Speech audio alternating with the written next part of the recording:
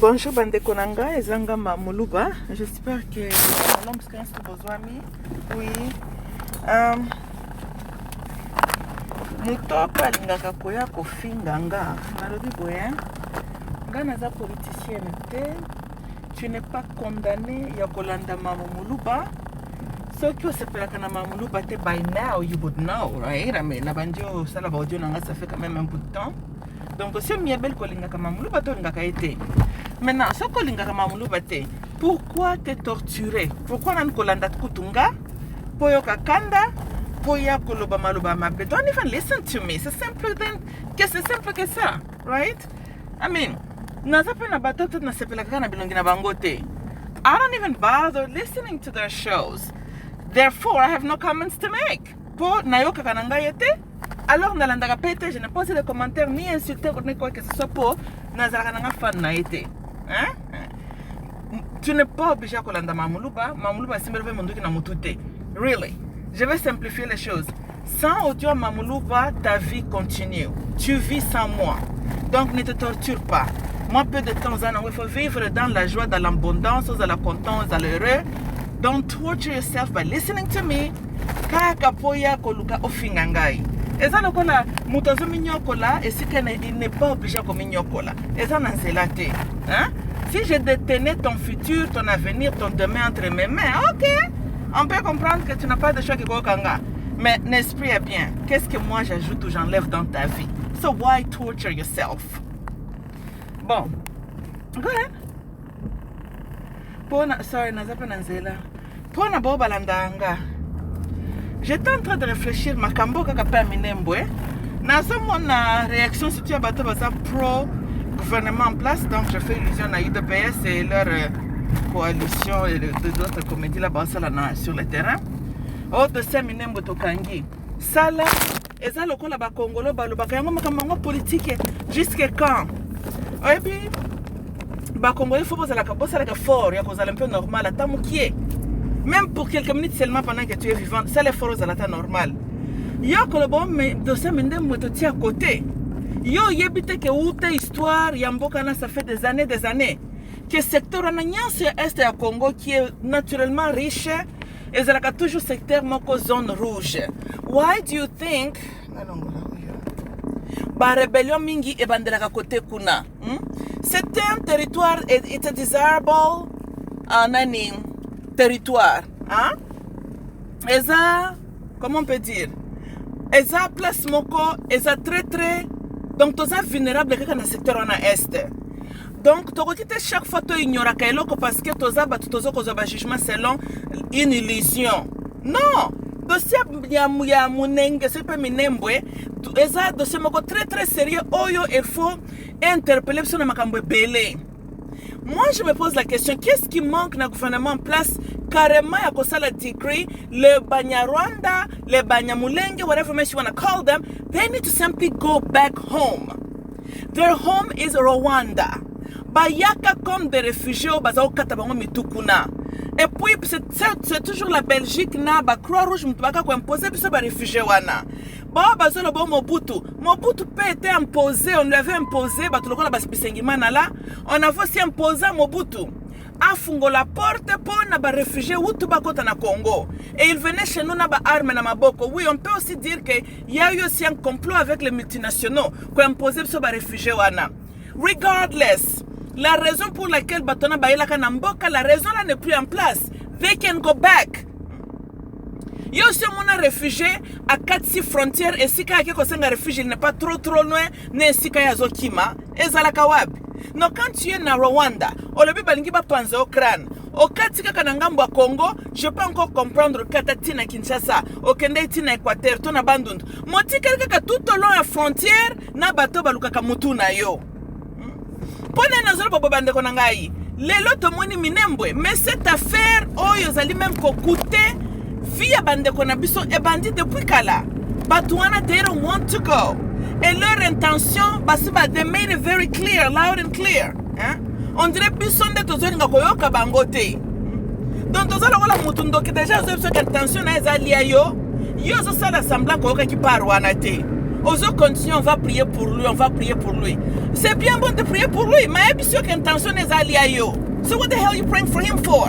On peut comprendre que ayeli ba délivrance na wanate, ayeli ba prière na wanate. Ceci n'est pas yonde mutu fois liayo. Et le qu'on ne se comprendre te. Alors ceux qui balient yo, pour batuba banda ko kapasio bando ki balia qui est. Non, tu étais averti. Et donc ya kokisi promesse à pesa kayo.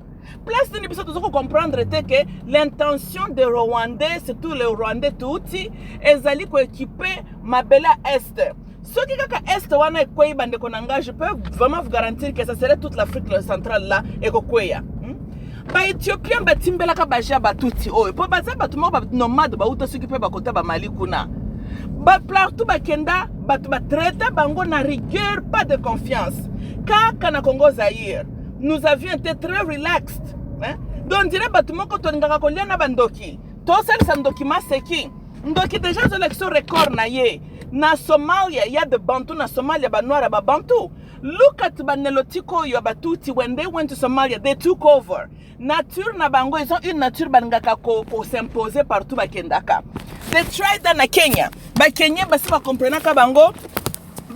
Bazala kata permis ya kuascender na ba poste élevé te kuna na Kenya pour bazala kana bizala ya mabe bazala toujours na milumu ya mabe. Si kopona ni biso to comprendre loko wana te. To yambi bango ba bandroit très sensible pour la sécurité mboka ba tout ce komona to tika bango bakota. Lelo tambolo boto pesi bango docteur pesi. On n'est pas obligé ya kopesa mututi doc ya Congo. On n'est pas obligé. Yo somona ozokende na mboka bato olingi imposer que ba pesa o mikanda on n'est pas obligé ko pesa quoi que ce soit if you want to et puis ngana lobi boy yo za na histoire ya kolinga ko yiba place okenda kolingi s'imposer na Nairobi c'est ça ton record na nani na Uganda kutu balinga kata binote bien qu'ils ont un président motuti balinga ka Museveni wana te na Ethiopia you try the same message simbate na Somalia so why the hell Congo est obligé ko pesa bino quel mikanda so za na posa ya kozonga Rwanda te olingio senga mikanda kenda ko senga mikanda na ba pays mususu why Congo why et pourquoi est-ce que Congolais bozo balusa likambo yo ou liebo mona les dangers en face bozo balusa ngo comme un dossier ya total là comment on va faire Moutouti n'a aucun droit na Congo seriously sont réalistes Congo ne doit rien au Rwanda et à le Banyamulenge Congo a s'engagé à Banyamulenge back then. Pardon, à ta ceinture nanga. Ok. Back then, Congo s'engagé à Banyamulenge to mbaka bango po balobi bazalaki batu ya pasi bazolu kamitu na bango.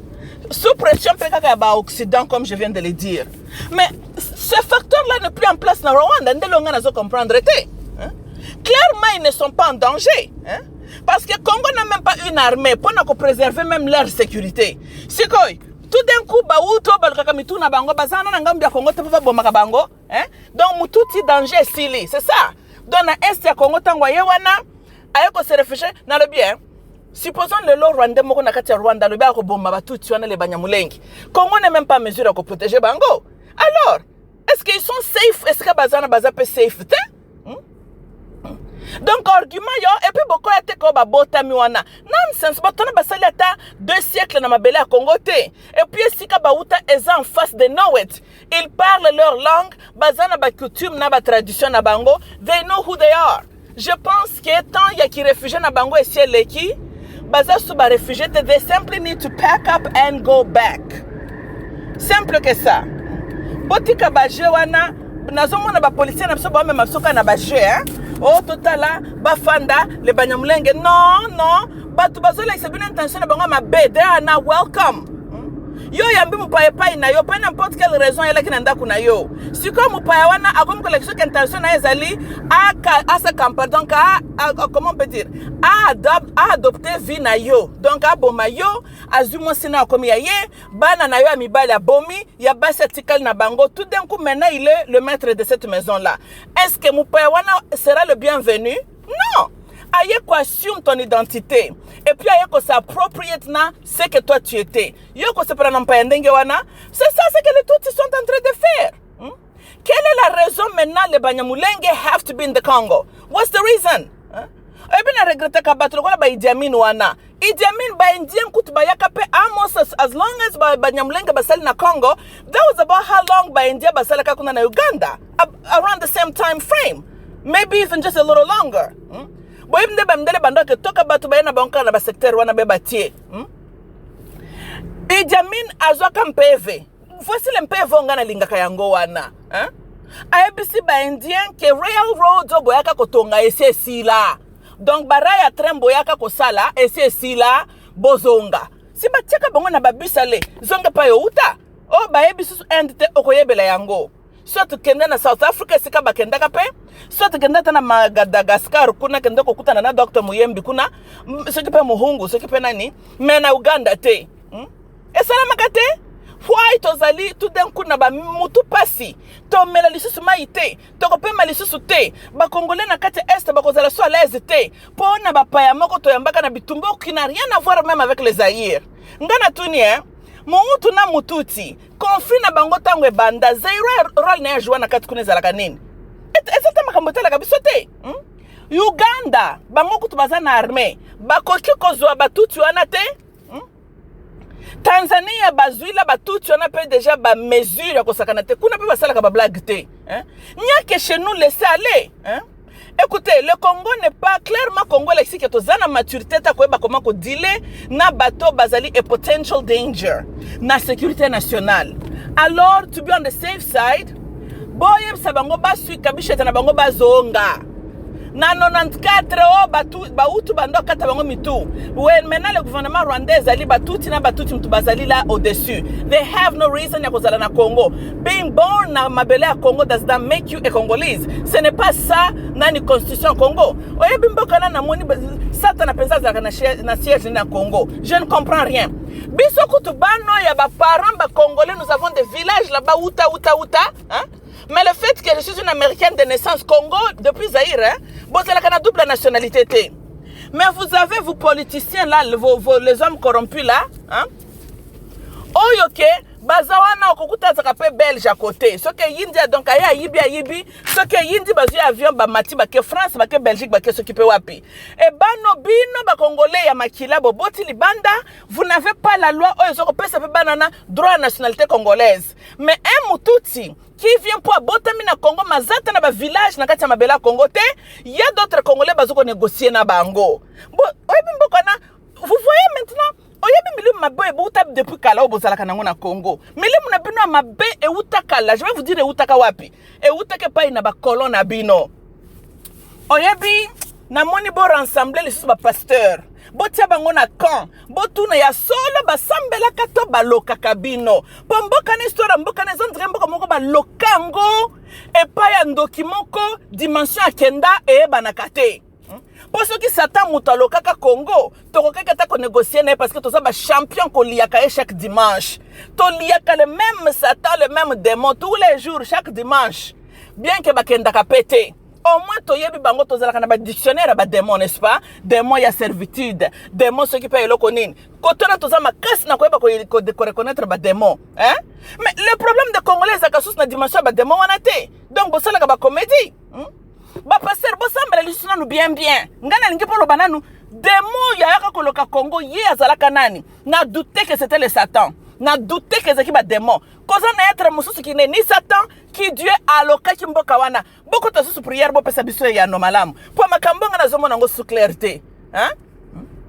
Donc tozana ba politicien moko même Chilombo le discours qu'il a fait hein, asali lokola quelque part pour calmer les esprits, mais ce qu'on analyse en pensa au fond. Chilombo, what I am asking of you, na utuko tali sana nyoso na zoko loba. Why are you not able? Yakoyer sabanya murenge to go back. Why are they still na Congo? Ndelo na so comprendre te. Qu'est-ce que le Congo doit na Rwanda, na batunaye? Ya un gouvernement tout na Rwanda. Bazali susu na insécurité te.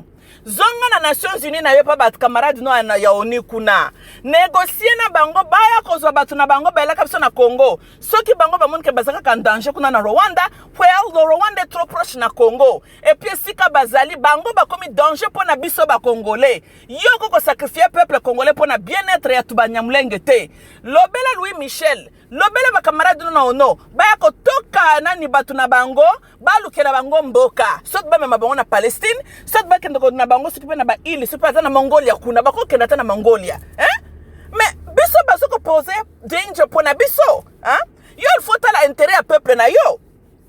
Il n'y a plus une raison un Mwanyamulenge peut s'imposer parce qu'au fur et à mesure makambo ezokende bandeko nanga au fur et à mesure que bazoko bota bazoko comme nombreux na bazoko comme belé bana bakoko moko konanga ya uta Mwanyamulenge et ça deviendra encore difficile dans les 50 ans à venir pour se débarrasser na batuana.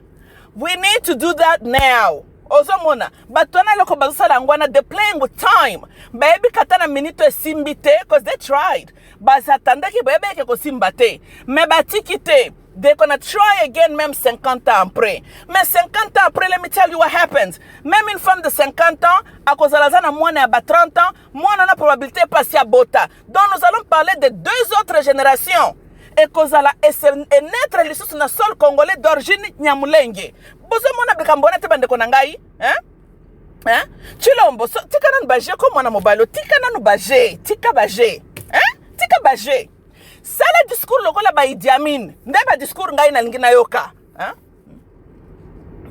But when I bazana raison kozara na Congo te, bandeko nanga makambo ekomi ko morph into dispute ya Israel na ba Palestinien. That's exactly where this thing is going.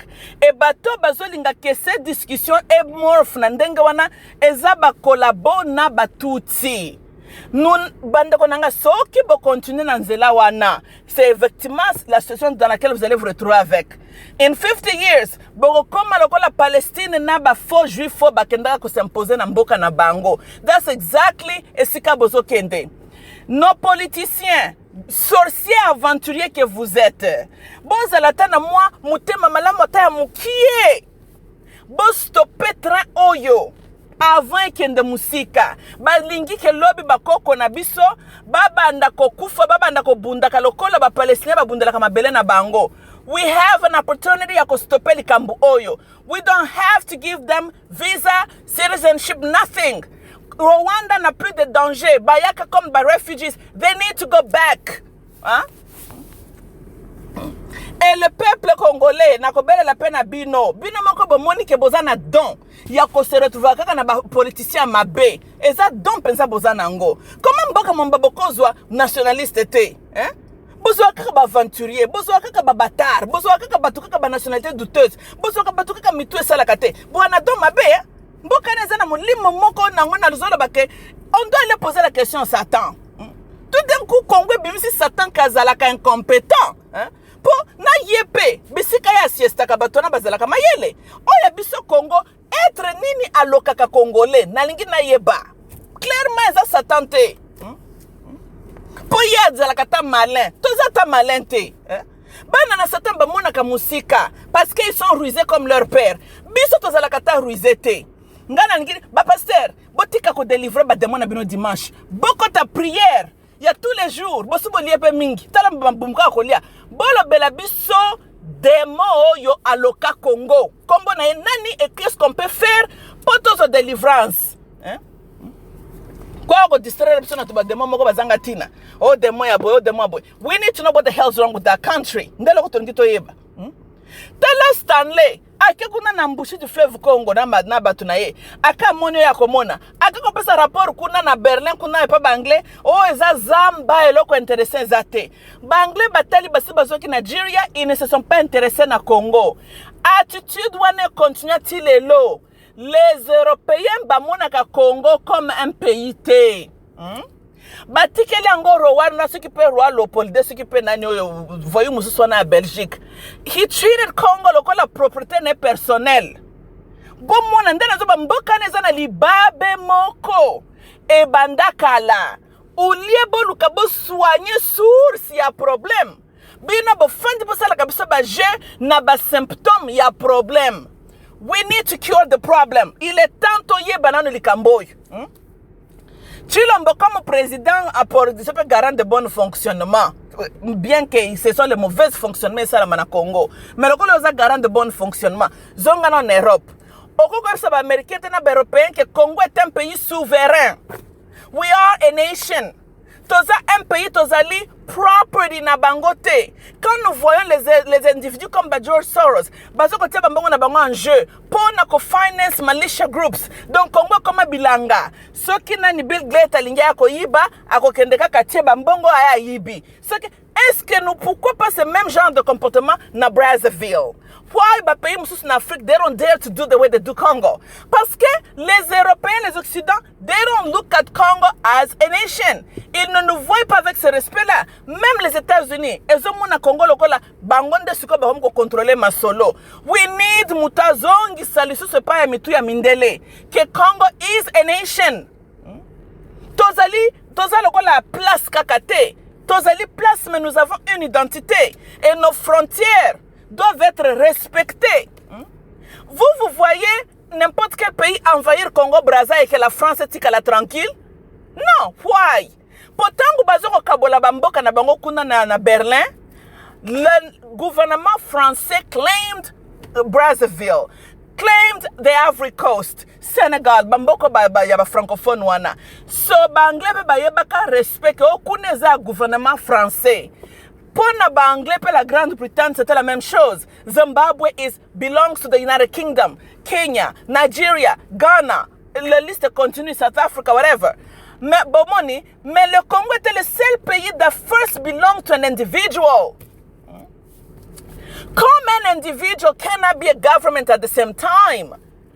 Il était roi when he owned Congo. Il faut besoin de l'histoire wana lisusu. Je pense que ndesika likambu na biso ezozo kozala yango wana. Les temps anglais ba komona mutataka na wana tala makambo asali, c'était déjà tard. All they could do is like forcer Rwanda à relinquish control ya mboka et il a donné ça na gouvernement médiocre, gouvernement belge. Boyeko comme the Belgian Congo. Why Brazzaville is like a nani Brazzaville France te ou bien France Brazzaville te kaka Congo tunata mundelo azana ba age moko 60-70 mata akolobano Zaire the Belgian Congo osomona. So they look at the country as the property ya ba Belge na Rwanda bango non pas comme une nation souveraine. Ça prend politique à haute dimension pour restaurer et loko wana ko bongisa yango. Because it will be at that moment que un individu akoko lala tala muki paskaza na mbongo aluka ko seme ba trouble na kati ba frontière na biso. Il aura des réponses à donner. United Nations est bête à cette macaste parce que Congo, vous êtes un pays seulement sur un papier. Ba mindele ba mona kabino comme un pays souverain te. Ça là, ça fait partie de votre problème. Na uti ko pesa kaka exemple. Brazzaville, kakwa Brazzaville. Mboka nini omone ko ke lale la muke le beke ko envahir Brazzaville et France tikali spectateur. It's not gonna happen. Mais Congo, muto ko ke lali, to mona ki ba Zambien, ba kota ki kuna kote la Lubumbashi, n'est-ce pas? Yo kaki ba mindele ba se trakasa ki non. Congo is viewed lokola ba morceau ya gâteau mutu na mta réclama ya ye et puis botala ba qui était le Belge. Ba Belge même na race bango ba mindele baza lokola ba tumoko primitif hein. Comment on peut dire? Baza même en dessous même ya bamboka lokola Portugal. Parce que Portugal quand même na ba Spain wana ba s'imposa ka pe na marque na bango. Bomoni tandis que Belgium eza lokola ba mindele moko ya tout basse classe que un Allemand n'est pas complexé devant un Belge. Un Français à monaka Belge quand tu mokoboye quand tu chanana. Mais na bina bozuli babe ya koza la propriété ya batu ya ndenge wana. Est-ce que la France peut réellement vous craindre? Est-ce que la Grande-Bretagne peut réellement vous donner le respect qu'il vous doit? Non. Po baso mona bino na même niveau ya bato bango ba yebi ke ba cousin na bango baza ba voyou ba delinquant ba peuple primitif moko boy. Nde sika likambo na biso ezali. And so they have no respect po na biso sikoyo ba otozalaka sujet wana ba Belge. Likambo wana Mobutu abandaki koluka a restaurer image wana. il avait réussi to an extent. Depuis ba démocrate bazumboka, bazongi kaka na piège wana, nous avons les membres du gouvernement bazoko collaborer na ba investisseurs extérieurs, na ba contrat privé entre l'individu et ses investisseurs wana pour exploiter village tel. Donc, aux hommes qui ont contrat, ils ont officiellement avec le gouvernement, mais avec les individus. Lukata Laurent a signé un contrat dans la compagnie privée while he was a rebel. Ngana tuni bino, can that be done in Cameroon? Can that be done in Ghana? Can that be done in Brazzaville? No. But it happened in Congo. Et mutata mokota telemikolo bage comme un individu peut signer or accéder ma bele akasai or accéder minembwe. How the hell does that happen? Bandeko nanga. Ulia kolekisaka tona bino entre Yezu. Eba kongole bino pe bokongo pesa pe tukanda. Non, blague à part. Bobi bino armoko botsaka ngai na réfléchir que les Anunnaki avaient corrompu la race noire. Parce que je n'arrive pas à comprendre comment est-ce que nos ancêtres étaient les Noirs qui ont construit les pyramides sans la technologie que nous avons aujourd'hui. C'était les gens très très télépathiques. Mais regardez l'homme noir d'aujourd'hui, incapable de créer même une voiture Yemokoboy. Mayele Kenda Bino. What the hell's going on? Hein? Ceux qui bosa bana ba Neflim, bokanga bisaka na bino, bokenda na Rwanda, bokenda kuna na Europe. I'm getting tired about this and about Neflim moyo, ba filtraka biso na kati ya Congo wana. Hein?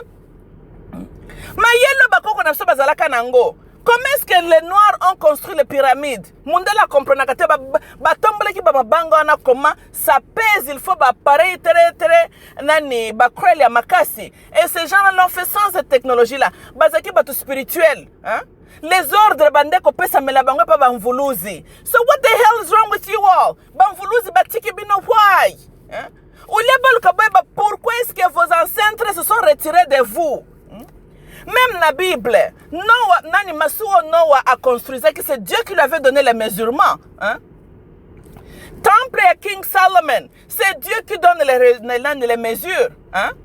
Donc, nos aïeux bazalaki very connected with the powers of the universe, avec leur Dieu, leurs ancêtres, who taught them things. Qui les a aspirés ba makambu boy na ba mibeko. Quand vous dites Nzamba pesaka Moses mibeko, Nzambe ki Nzambe ten esprit, n'est-ce pas? Moses akozala zoko représenter mutu. Tangu bakoko na biso balobio yo koko sala boite za chibau yo koko sala boite ezali nani balo angweza kasisu nini. Vous comprenez? Ceux qui botuni banani ba inspiraka bango kaka ba esprit ya bakoko. C'était ça l'homme noir, hein? Sont-ils encore incapables de inspirer comment faire to construire? Bina bamitunate pourquoi ba chinois bazalaka kotonga butu batu balali bango butu ba otonga. Lobi bo surtout ki basala libino sobe ba point modèle nini, hein? Botanga kango na Bible chaque fois nzamba zokoloba, mena boko sala bobo nzamba zana aza esprit non? L'ange oyo chef de l'armée de l'Éternel abimelaka Joshua. Ange azanan, le messager de Dieu. Nous parlons de quoi? Un être spirituel. Why batuana babimelaka susu bisote? Why bazo bimasusu te? Why bazo perception mayele te? Comment Mundela a pu faire l'avion? Nani muta inspira bango mayele wana? Nani phénomène submarin? Nani muta inspira bango biloko wana? Bozui bakoko na biso batalaka les cieux. Ale Mundela yele biso Bible alobi na l'homme noir, agenouille-toi, mets ta tête par terre et prie Jésus. Depuis bo s'agenouiller tilelo, bo refuser kozon kotel msamitu na bino. What the fuck is wrong with you all? Boko comprendre te que depuis bo fukama il est tambo telema, hein? Bakoko na bino bazalaka ba grand guerrier, hein? Bakoko na bino bazoko kendo envahir tous ces pays européens. Bakoko na bino basala ba exploit makasi, hein? Royaume Congo était déjà développé à l'époque. Mayele wana bakoko wana bakenda wapi? Parmi les royaumes de la race noire, comme chrétien, Royaume Congo was among the first ones. Look at them today. Depuis boyamba yezu bofukami, tile lo bokontiyoka kofukama. Et pour na sengi na ba président na beya Congo. Arrêtez-moi avec naza mo Christo. So what? Être mo Christo za synonyme ya mayele tena mtema malamu te. Bon comment ça soko za aventurier, tout bon aventurier qui se respecte, religion nezalaka christianisme. C'est quoi c'est? Ceux qui m'taza zoba na mutu a comme démocrate, ceux qui m'taza aventurier a comme chrétien. Oh ezali kambunini oyo, hein? Et vous venez vous cacher au nom de votre fausse religion là, Pona bosala ka ba jeune bino na butu butu bino nyonso bozaka ka ba chrétien. Martin Fayulu chrétien, Chilombo chrétien, Kabila kutu chrétien méthodiste. Donc bino bokomo sakana na biso, hein? Ba église kuna zoko botaka lokola champignon, batu mayele ezalaka te na mitu. Eza mwanda mukole. Eza mwanda mukole. Bandeko nanga ba boyoki nga penza na mato ya mikolo, vous avez compris mon langage, hein? Bon revoir les sous makambu na bino oyo. Botele mabolongwa depuis bofukama, hein? Depuis, donc, christianisme vous dit agenouille-toi, baisse la tête, Sambela. Mais tes ancêtres qui étaient les grands parmi le peuple de la terre, regardez les cieux. C'est les cieux qui les ont inspirés ce qu'ils avaient besoin. Pour basalo Bandeko sala. Yo depuis au fukamo kitissimo tout non assez. Aussi mesure nini. À ta inspiration ko sala à ta pont, Kinshasa ti Braza non. Yo kota kaka na fleuve Congo na kindoki na yo na ba posono ya banguba okendo kozala Mario epa ya mami wata fo chéri moko boye Baris na ba mindele na ba chinois ba mona kaye na ba sous-marin na bango si réellement elle existe ba kipaka ekutu te ba se ba dépasser masolo na ye bango ba commande ko tia litoi na ba Neptune kuna dans les cieux bango ba tiaka litoi nda na ba Venus kuna yo zawana na kindoki na buzoba o na kota ki fleuve Congo moka mtu moko local. Depuis Bayeb 7e mutuna se, yakenda kapeka en dessous de la terre, akaye ko lukaba mami wata faux chéri, moi si polygame, po bino tu wana soko koti na bakisi na kindoki na yo, oh mobile ya mami wata. Bo comprendre na nteke mami wata za faux chéri, si baninga batika mami wata. Yo mona kamundela zaka nkema mami wata, kaka bino. Azala kana pe susu na mbongo te. Azala kana pe na maela ko inspirer bino te. Atabo a inspiré bino bosala pata sous-marin rien. Après ça kabina mayele okotuna muto banda kotawo na posanguba yo kanga raisonnement. Ye mami wata ko pesa pe ba mesure teke na moyo pesa la masuwa moko munene na mayele peso utakaka supernaturel olobi pe mami wata mtapseke mayele wana o juste bino bakandaka ko luka bandokyo basila bazad bandoki démodé avec aucun pouvoir ndesika bokei. Paul le bibo kwa mbrouye batu na ba église na bino lokuta. Oh nazalaka mobali ya mami wata Jésus-Christ de Nazareth m'a délivré. Nazareth zalaka wapi? Yo tangelanga mboka na matadi oyo vila Nazareth zalaka. Po mona talanga mutu. Bango kuna na Israël. Oyo kaka ba ville boneza kuna na bakombo ba matadi. Ba matadi mayo zalaka kuna? Yezo ango. Donc aka ko episo mutu mwindo ke perdre sa identité na yo po yezo azali, hein? Yesu azalaka pe ye moko pe mutu azoko bele la papa sauve moi. Bino bolobi les dieux. Siko Dieu Bandeko bele la papa na yako longola kopo na libosone pona ba fimbo akozwa. Nyonso la bo comprendre kaka te.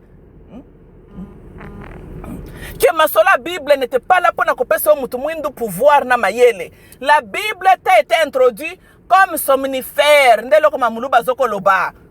Bible yaka po la lisa opongi. Yangwana bomoni tous vos politiciens là ne sont que des chrétiens.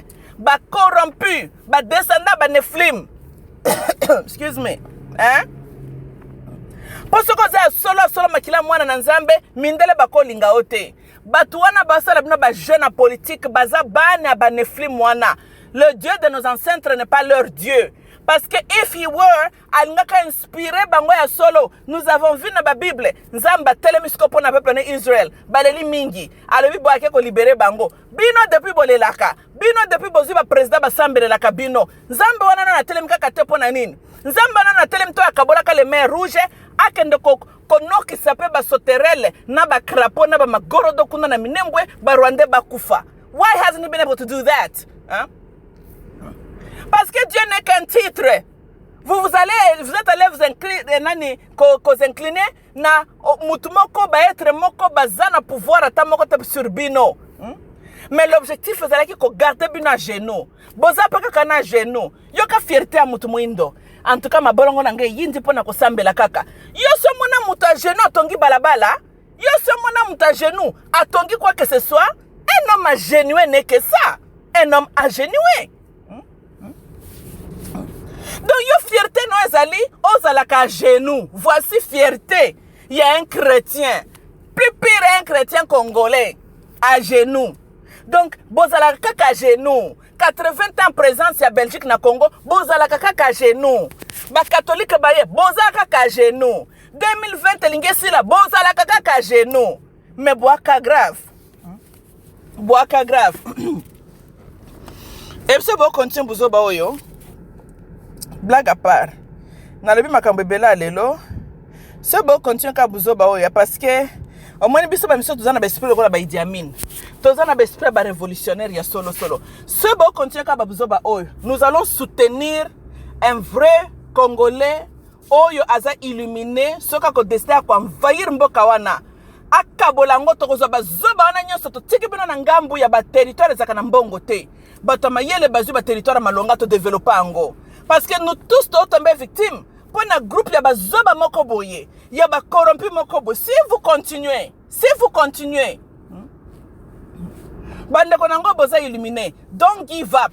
Je sais que bateau et objectif na bongo za to décourager pour bango ba continuer ceux qui bateau ba continuer to solo là to bando ya biso pe mobulu to baka territoire na biso ya bato malonga to salimboka na biso ça c'est quoi c'est maintenant hein biso nyonso to mona ka pas to za la humilier parce que to za na groupe ba voyou moko ba aventurier oh ba ya na mboka ba sele biso ba théâtre hein Chilombo tala okofukama après 2023 hein lokolo linga kofukama tu vas te rabaisser tu vas t'agenouiller après 2023 lokolo za peine intention ko poser deuxième mandat yo salana makamngai na lobby hein telema ndengena ni mobala telema kazalana nu debout tango kozalo silisi to restaurer dignité mboka et tout. Si tu choisis après 2023 ozonge la genou na yo, ça c'est ta vie personnelle et privée. Mototo moko ta ko forcer au téléma quand tu es dans ta chambre. Ndena lobby, tu vas t'agenouiller dans 3 ans, dans 2 ans et demi. Là, Mamu a besoin que tu te lèves comme un homme. Lève-toi d'abord. Tourne ton visage vers les cieux. Cherche tes ancêtres. Cherche ton Dieu dans les cieux. Et après, au kozonga l'idéologie na buzoba ono kendo kufuka mela supo bufuka mela kanani. Yebisa yezo za la stand by. Yebisa ya zela yo. 2000 ans après ya kakate. Yebisa zela yo. Yo bongsana makambo ya mboka. Soko silisi oke oluka ba rendez-vous no kuna na Yezu kuna na Nazareth. Boko mona kape biso kuna te. Yo kangana zakana nkema okenda ba Nazareth ona lokuta. Vous m'écoutez quand on tambola na Bangladesh na Mongolia. Et loko nyango za na Israël na pays désert ni café ni ti nyamata makote. Ngana kelu keloko nini kuna. Oya ngai nzamba se trompe na géométrie super géographie. Comment ko le banga je te donne le pays là où coule les miels les ceux qui peuvent loko nini. Ngai na kende ko kozala émotionné. Na mboka moko désert bazuka mur moko mur no zo mona zata na 2 siècles na mukilo te. Oh mur de lamentation de Jérémie. Oye ba chrétien ba normalité bino ba mona ka fesse miro na ke miro na sala kata 5 siècles na mokilio yo comme on a que miro na lamentation ça une mur là récente je parle de récente ça pas même pas 2 siècles bota la qualité abricoana ça ne peut même pas tenir na biloko to mona ka kuna na Egypte qu'est-ce que la bonga na ko kendo mur de lamentation wande sika ba kondela ki mari ande siko laisser les morts s'enterrer ceux qui mari ba kundaye wana yangani na kati. Nabakwa sumba, il y avait mon ancêtre qui s'appelait Marie et Kabotela Kanga Yezu Ponga Nasala Kana Kema Yako Kendo Luka Babi Bembe ya Kuta Skaba Kundi Simo Kimbang na komite na Bwakaliso Esikaba Kundi Kimpavita na komite na Mona na Bwakaliso Anuarite na komite Ngaina Kende Koyoke Lande Sokipe Marie Moko Boye une femme fiancée Aena Zemi Alobi Zemi ya Saint-Esprit Ngana Zara na Nkema Po mwana na ebisika Kendaki ko beta makuna na Golgotha Akufela Kangai c'est ça. Pourquoi qu'on a moko kende ko bete kuna oyo ngai na kozala na nkema ko kende ko visiter ba tombe zangatina boni bweko que le bon Dieu me corde grâce ngai fona kende ko visiter tombe ya Lumumba na kende ko visiter tombe ya Mobutu na kende ko visiter tombe ya Simo Kimbangu ya Kimpamvita ya Noirite tous nos héros lande ba tombe ngai fona kende ko tala kende ko bebisela nga bambonga batikia Pamba pa kende ko tala ba mir moko etongami 2 siècles passés po mundele moko awutine Est Europe se peut atie ba barbe loko nini mais kabila pe wana zana ba barbe non tika la tebo banda pe kende ko s'incliner na kinga kati po moni muta ba barbe atelemana zoko ningisa mutu borobi tokei kuna za miri ya lamentation bondenge boko lukata temple ya Salomon te kaka ba lamentation yango na bazaka bato ba lamentation chaque jour bo lamentaka kaka. Chilombo, okokende ko se lamenter après 2023. Tu vas t'agenouiller après 2023. Okosambela Yezu na yo, na batu na yo, na ba Saint Paul, na ba Saint Pierre na yo, après 2023. Ozali mutu moindo, tia elongino na likolo bakoko ba inspire yo mayele yo bongisa na no situation na biso na mboka par après zo mwasi na yo bokende ko s'incliner mutako déranger binote. Ok, bandeko nangeze kinga ma Muluba na mutuku te betinga na kobeta. Really, I'm starting to get sick and tired of makamba ba Congolais oy. Yanga ba mona taba mindele bolela ka no ba mutata muka otala binote. Boko le msabato. Ça c'est quel genre de peuple ça? Seriously. Koza na pari ya ba mindele oui, mais Congo na zo sala ndengwana en grande partie sont les Congolais eux-mêmes. Et plus pire, bata ba simbeli biso ba Bible chaque dimanche. Ba pasteur ba aventurier. En tout cas, Yesu, ce qui n'a mona qui est, angaka betama. Yesu, ce qui me connaît la mona Yesu, à cause de ce deuxième frappe, à cause de la clouée pour la deuxième fois, na ko sala ngai Golgotha, na rond-point victoire, et cause de la ngai Golgotha na ko sala, na ko tia Yesu na katikati, na tia Museveni à gauche, na tia Kabila à droite. Bango na bango ba yeba na qui est le voleur qui entrera dans le paradis, qui n'entrera pas. Boni koyoko ko inspirer milimo mabebo na kati ba pasteur, hein? En tout cas, ceux qui ngana moni Yesu vraiment ko betama. Il y aura la deuxième Golgotha na kati Kinshasa wana. Toko baka na Kabila na Museveni. Ah, ndebongo toko sala. Okay, bandeko nanga, love you all. Bye bye.